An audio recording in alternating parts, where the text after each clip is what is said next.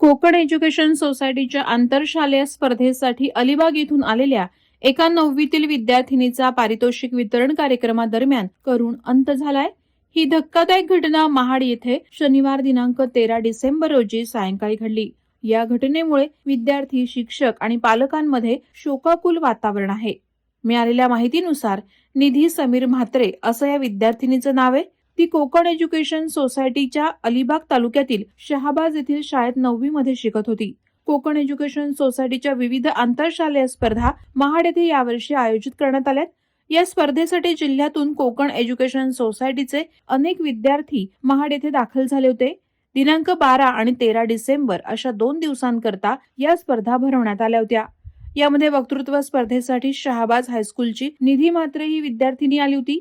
दुपारपासून या स्पर्धेचा पारितोषिक वितरण समारंभ सुरू होता। या कार्यक्रमादरम्यान निधीलाही बक्षीस मिळालं होतं, परंतु हे तिचं अखेरचं बक्षीस ठरलं।